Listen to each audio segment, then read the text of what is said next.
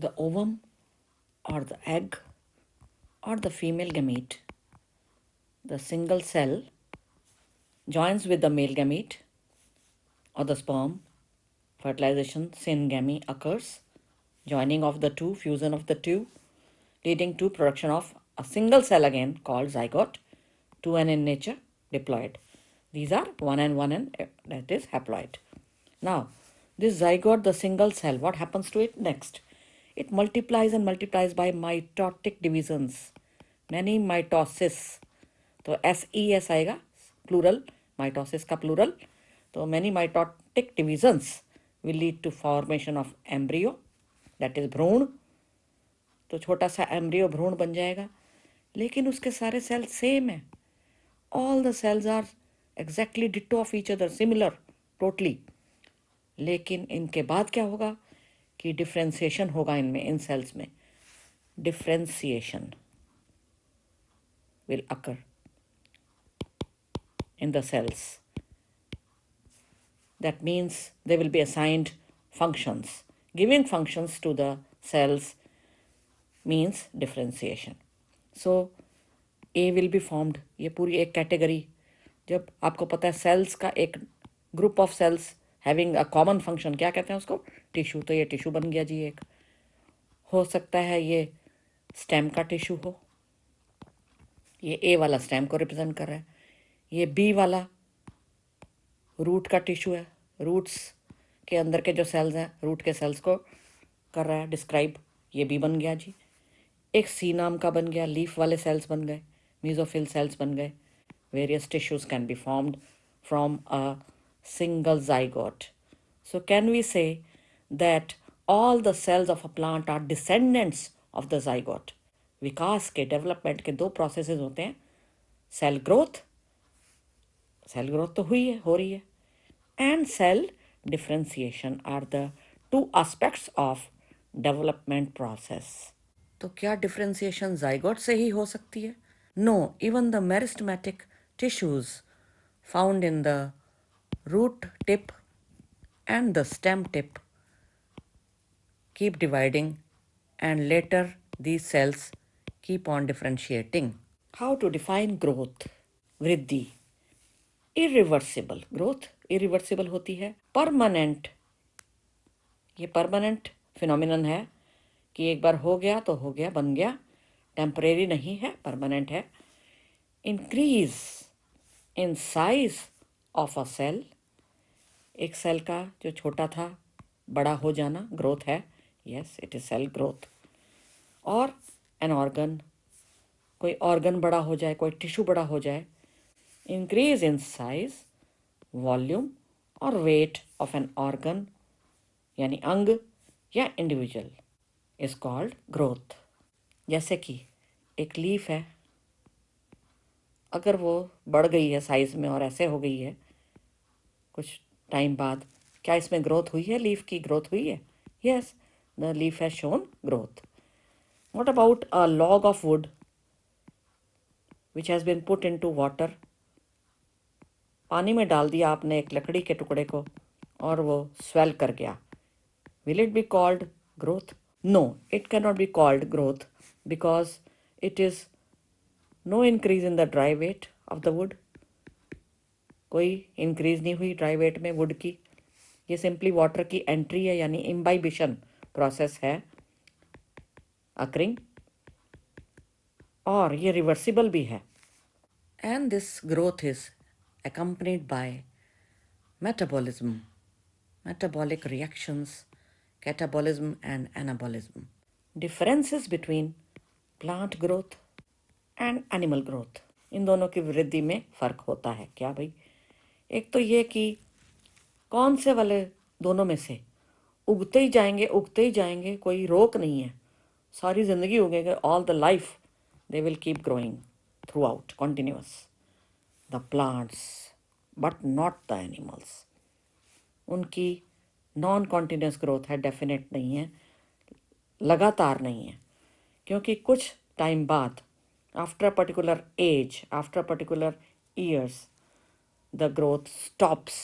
Continuous and indefinite growth occurring in plants life long चलने वाली इस ग्रोथ को इनडिटर्मिनेट या ओपन फॉर्म ऑफ ग्रोथ भी कहा जाता है। And definite occurring in animals, it stops after some time. इन दोनों में से कौन से वाले में केवल कुछ अंगों में ग्रोथ होगी, पूरे अंगों में नहीं होगी, सारे अंगों में बराबर ग्रोथ नहीं होगी, कुछ हिस्सों में ग्रोथ हो रही होगी, कुछ में नहीं। Yes, it is the plants again. They show restricted growth in certain areas only. हाँ, the shoot tip, that is the stem apex, and the root tip. ये वो एरियाज हैं जहाँ पर मेरिस्टेम्स होते हैं, meristematic tissue which help in growth to occur, जो multiply करते रहते हैं। लेकिन in animals there are no such areas, all organs keep showing growth. ये ग्रो करता है through the apical meristem it has and the intercalary meristems that is it has. Actively dividing cells are called the meristematic tissue meristems. Apical meristems in plants found at the extreme tip. Then there are the intercalary at the nodes. और ये भी actively dividing है apical की तरह। और इस तरह से एपिकल और इंटरकैलरी अपनी डिविजन्स के कारण प्लांट को लंबा लंबा और लंबा करते हैं, इलोंगेशन अलोंग एन एक्सिस। एक और तरह का मेरिस्टेम भी है जिसको बोलते हैं लैटरल मेरिस्टेम। ये जो नीले नीले बनाए हैं आपने देख रहे हो, जब प्लांट छोटा होता है तो ये इनएक्टिव होते हैं। जैसे जैसे प्लांट बड़ा होता है तो लैटरल मेरिस्टेम्स एक्टिव हो जाते हैं अचानक, and they help in increasing the girth of the plant stem को मोटा करते हैं ये, उसका डायमीटर बढ़ाते हैं, उसकी गर्थ यानी कि थिकनेस बढ़ाने के लिए कौन जिम्मेदार है? Lateral meristems found in the dicots, found in the gymnosperms, helping in the secondary growth. इनके द्वारा जो ग्रोथ है पैटर्न, उसको सेकेंडरी ग्रोथ कहते हैं प्लांट्स की। और प्राइमरी ग्रोथ कौन करके दिखा रहे हैं? एपिकल मेरिस्टेम प्राइमरी ग्रोथ करके दिखा रहा है पौधे की, प्राइमरी ग्रोथ। ऐसे ही इंटरकैलरी कौन सी करके दिखा रहा है? Primary growth.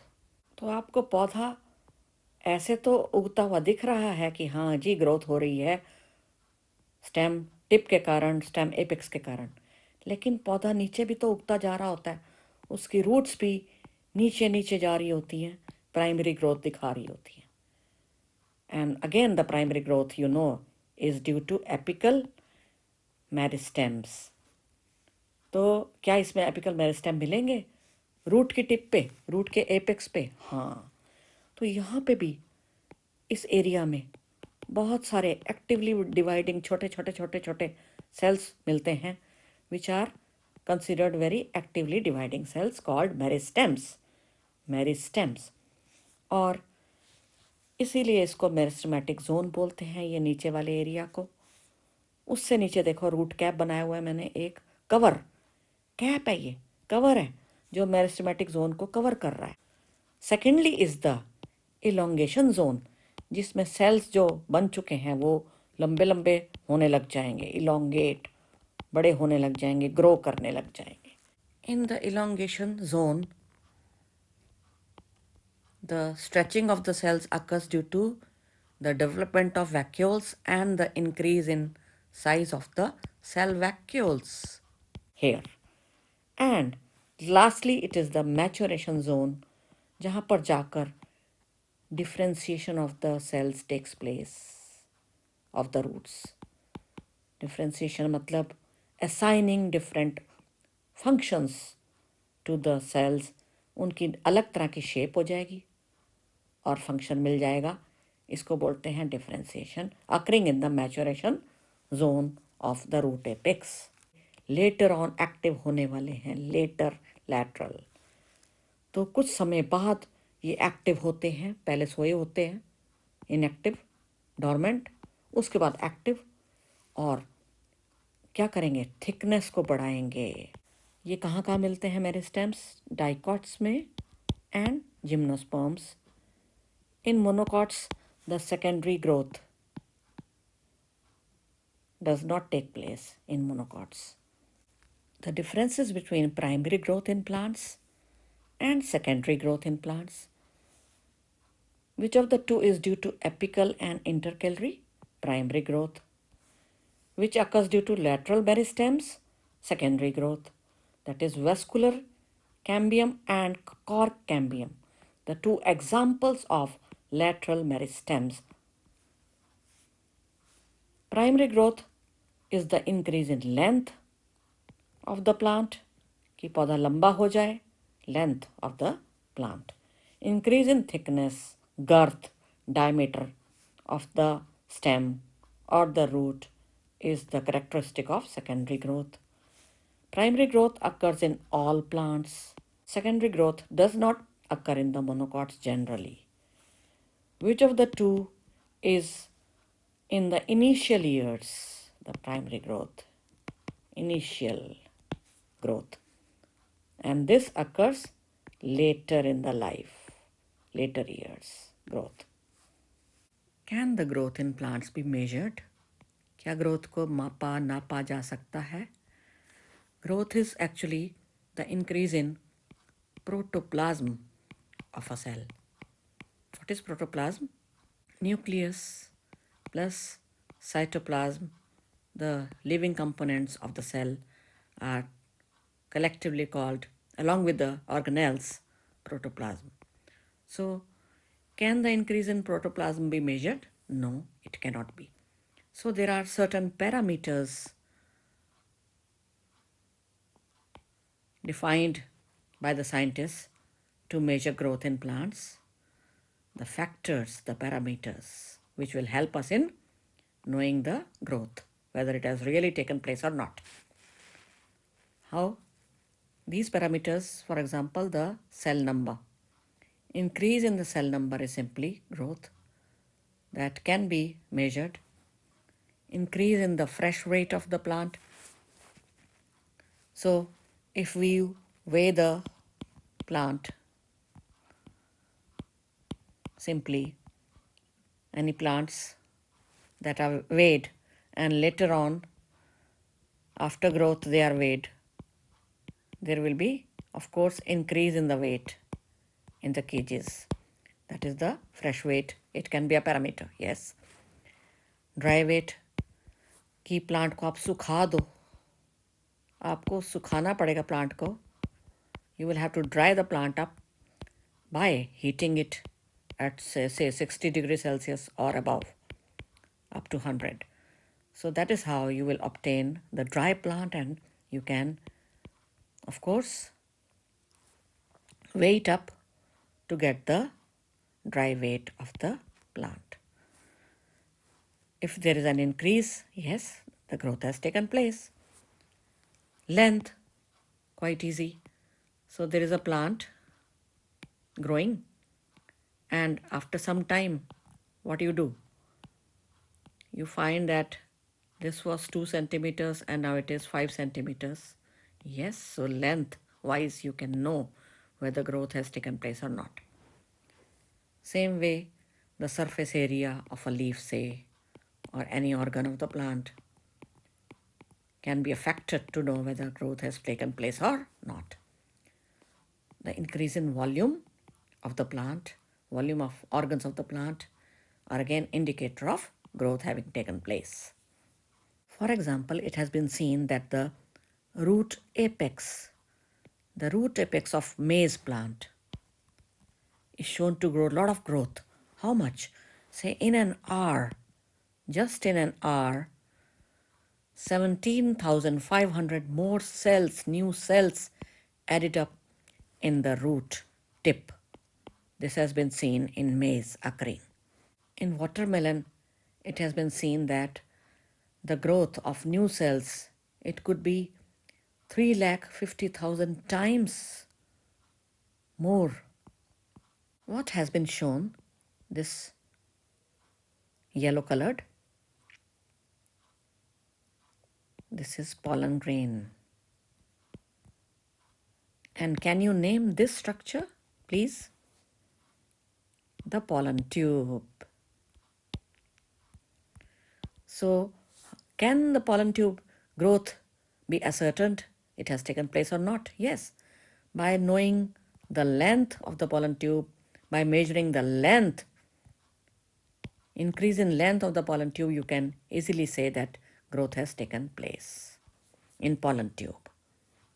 Same way, if you look at the dorsiventral leaf in dicots, if the C has gradually converted into D size, that means it has grown big. You can look at the surface area, you can measure the surface area of a leaf to decide whether growth has taken place in the leaf or not. The period of growth in plants is divided into 3 phases generally, namely meristematic phase, elongation phase, and maturation phase. In meristematic phase, we find actively dividing cells at the root apex and the shoot tip, the shoot apex, stem tip. Here, the cells are rich in protoplasm. They possess large, big nuclei. The cell walls are primary in nature. Primary cell wall will be there. Thin cell wall will be there, made of cellulose, and lot of plasmodesmata will be found. Intercellular connections. That means gaps between the cells, holes. So these are the meristematic cells. The cells proximal, that is just away from the tip, they represent the phase of elongation, the increased vacuolation, cell enlargement will be found there. More vacuoles will develop in the cells. New cell wall depositions will take place. Further away from the apex, that is more proximal to the phase of elongation, as you go higher up, you will find the third phase, the maturation phase. Here the cells will have attained the maximal size, biggest size in terms of cell wall thickening. Lot of cell wall thickening you will find here and protoplasmic modifications. Most of the tissues and organs are built up here, that is the maturation phase. Differentiation occurs here. यहाँ पर जाके cell permanent हो जाता है और divide नहीं करता आगे जाके. मैच्योरेशन में जाके नॉन डिवाइडिंग हो जाते हैं cells. They get a particular function each. The increased growth per unit time is called the growth rate. Growth की दर. ग्रोथ में increase in the growth of any organism or organ per unit time is the growth rate, and it can be expressed mathematically. There are 2 kinds of growths: arithmetic growth and geometric growth, A and B. Arithmetic growth shown here and B shows geometric growth pattern. Firstly, the arithmetic growth. इन cells में mitosis होते हुए दिखाई है. ये daughter cells बनाए गए हैं जो आगे भी डिवाइड कर रहे हैं. अरिथमेटिक ग्रोथ दिखाने के लिए ये सब डायग्राम बनाया गया. ये वाला इसमें क्या दिखाया है कि मान लीजिए 2 डॉटर सेल्स बने हैं माइटोसिस से, किसी सेल की डिवीज़न से.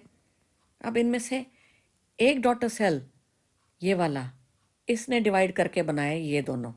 Can you see these 2 cells, green ones, dark green? ये इस वाले सेल ने बनाए हैं, डॉटर सेल ने. लेकिन इसका क्या हुआ? ये वाले डार्क ग्रीन वाला, ये मैंने लाइट ग्रीन से दिखा दिया अब इसी को ही आगे.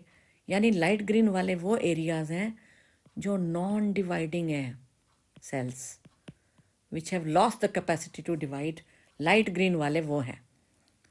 तो ये सेकंड डॉटर सेल का क्या हुआ? ये बन गया जी, लाइट ग्रीन वाला बना के दिखा दिया, ऐसे इस तरह से रिप्रेजेंट कर दिया.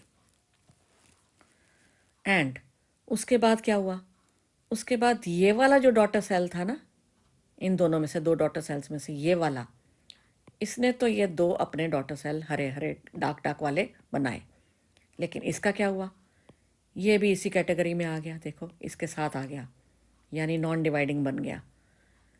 उसके बाद फिर देखिए कि ये जो दो हरे वाले डार्क हरे वाले डॉटर सेल्स थे, इनमें से एक ने तो अपने दो बना डाले डॉटर सेल्स, लेकिन इसने नहीं बनाए, ये नॉन डिवाइडिंग हो गया दूसरा वाला डॉटर सेल, और यहाँ पे आ गया, इनके साथ आ गया, बाकी दोनों के साथ। कैन यू सी, टोटल 3 हो गए अब ये लाइट ग्रीन वाले। ऐसे कर करके लाइट ग्रीन वाले एरियाज रिप्रेजेंट कर रहे हैं नॉन डिवाइडिंग वाली डॉटर सेल्स, जिन्होंने डिवाइड फर्दर नहीं किया, जो परमानेंट बन गए सेल्स, डिफ्रेंशिएट हो गए, जिनको फंक्शंस मिल गए। लेकिन हर एक डॉटर सेल केवल आगे आगे बढ़ता हुआ एक डॉटर सेल तो डिवाइड करता चलेगा, और दूसरी डॉटर सेल डिवाइड नहीं करेगी, परमानेंट बन जाएगी। ये है arithmetic growth pattern. This turns out in a linear curve. Can you see this linear growth curve? Here the plant height has been taken as the y-axis, the time as the x-axis. It can be an organ, its length, or it can be a plant and its length taken up here. So the length of the organ here plotted against time. If we make a graph, it will be a linear curve that is obtained. This linear curve has been obtained, and mathematically it can be expressed in this formula, that is LT is equal to L0 plus RT. Here LT is the length at a particular time of the organ or the tissue or the plant. L0 is the length at 0 time. R is the growth rate, small r, or it can be also called elongation per time. Elongation per unit time is r, small r. This can be exemplified by a root. If you look at a root which is increasing in its length at a constant rate, then it is showing arithmetic growth. An example. Non-dividing cells को देखिए, 1, then 2, then 3, then 4 and so on. इसका मतलब steadily increase हो रही है, growth का ये pattern दिख रहा है, स्टेडीली इंक्रीज हो रहे हैं सेल्स ग्रेजुअली, इसलिए ही ग्रोथ कर्व लीनियर आई है यहाँ पे. It is found to be linear, that is why. And what happens in geometric growth in plants, in organisms? Here, sigmoid growth curve is obtained. Very famous, very important. It is typical of the plant, cell, organ, tissues, etc., the living organisms. It is typical, this sigmoid growth curve is very common in the plants, in the organisms. What happens here is that mitotic divisions have been shown here, mitosis occurring in the cells. ये दो daughter cells बने हैं मान लो एक cell से, ये दोनों ही अपने अपने डॉटर सेल्स बनाए जाएंगे, 2 daughter cells each. Can you see, इनमें कोई ऐसा नहीं होगा कि एक ने स्टॉप कर दिया, सारे डॉटर सेल्स अपने अपने सेल्स आगे जाके बनाएंगे, डॉटर सेल्स क्रिएट करेंगे, 2 each. That means this is the geometric growth pattern, where each of the daughter cell will divide definitely to form 2 daughter cells.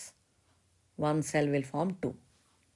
ऐसा होता जाएगा, increase in cells. लेकिन कब तक? There is a limit, because the nutrient supply, the food is limited, nutrients are limited. Hence, एक तो starting में lag phase होता है कि शुरू में स्टार्ट होने में थोड़ा सा धक्का मार, जैसे कहते हैं स्टार्ट, स्लो स्टार्ट होगा और एंडिंग में भी स्लो हो जाएगी गाड़ी. ये इसका पहचान है सिग्मॉइड ग्रोथ कर्व की कि एंडिंग में भी स्टेशनरी फेज आ जाएगी, कॉन्स्टेंसी आ जाएगी, स्टेशनरी हो जाएगा। क्या? क्योंकि फूड सप्लाई बड़ा कम होता है ऐसे टाइम में, इसलिए सेल्स को खाना कम मिल पाएगा और एंडिंग में भी स्टेशनरी फेज आ जाएगा, ये वाला।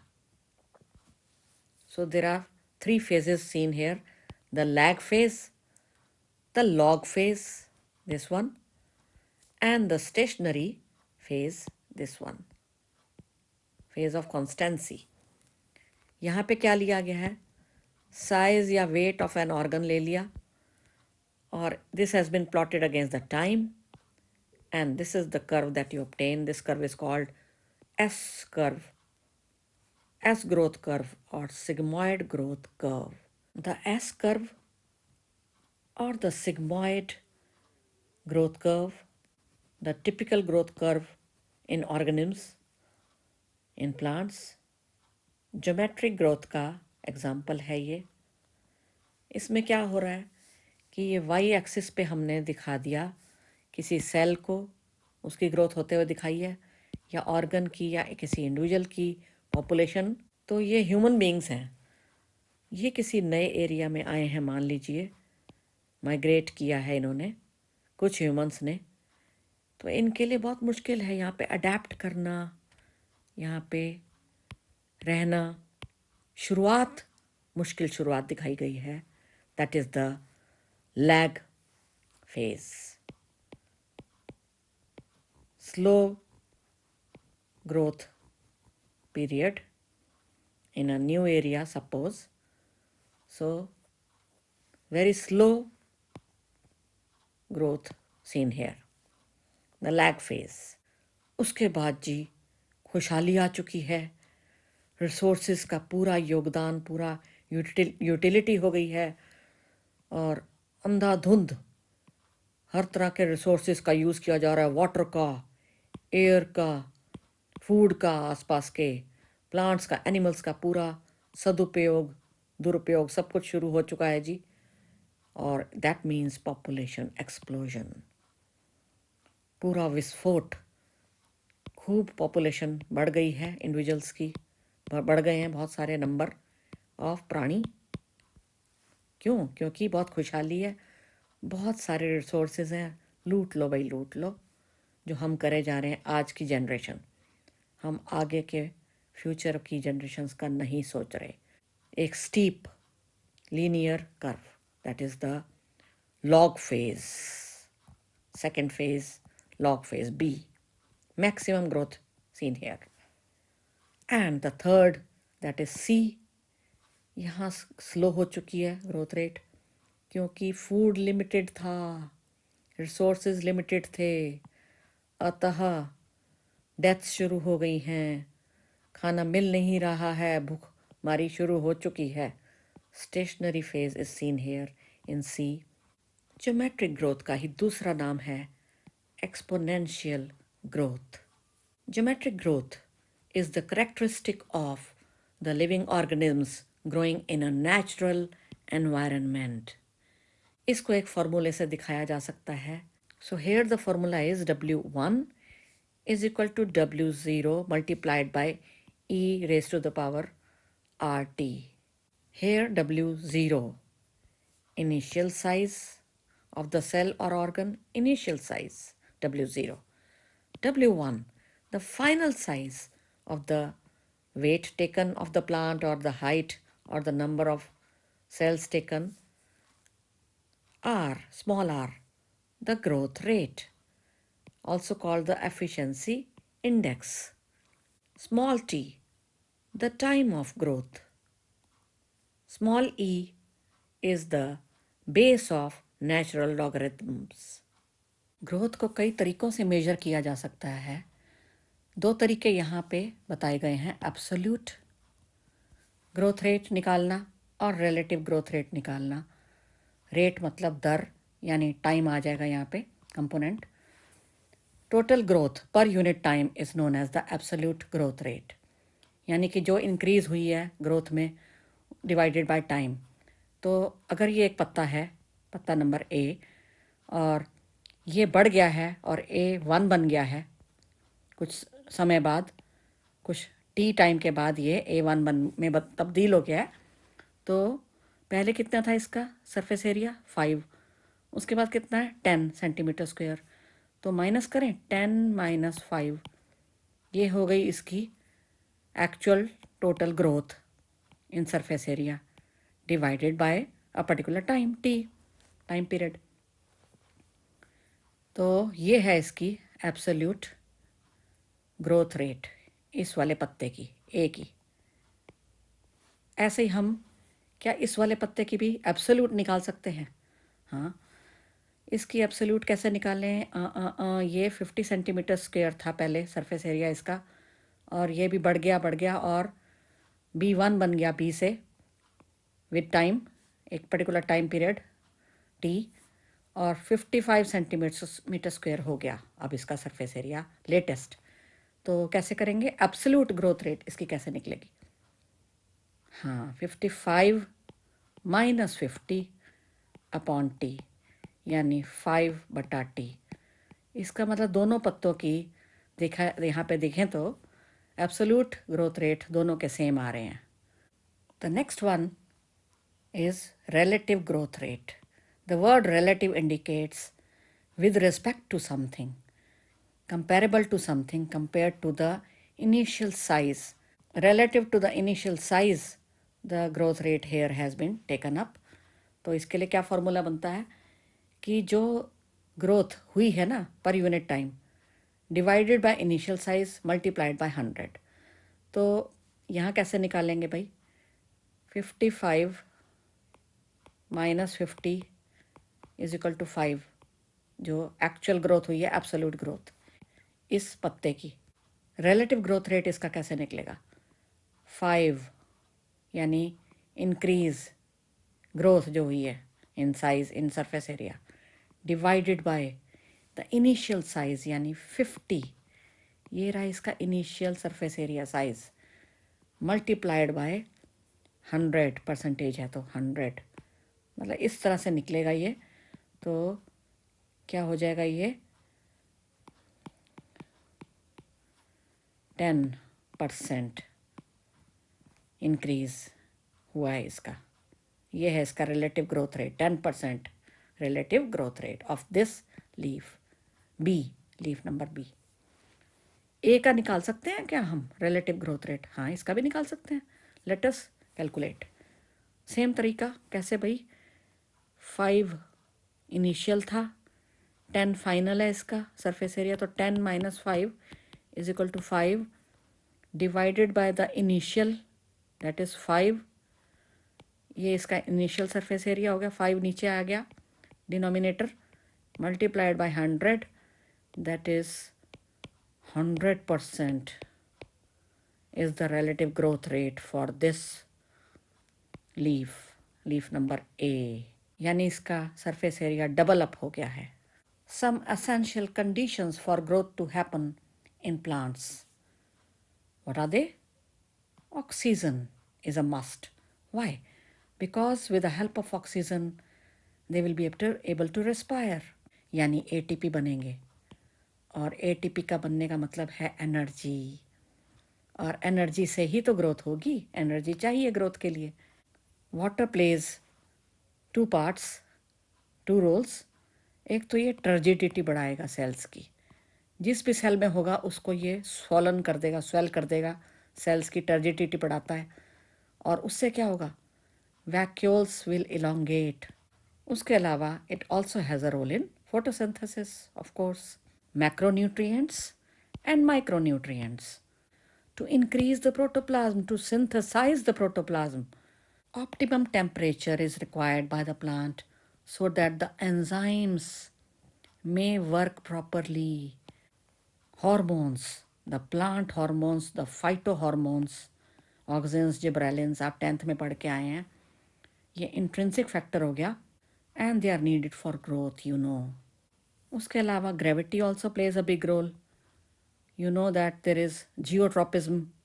Light condition is a must for photosynthesis to take place.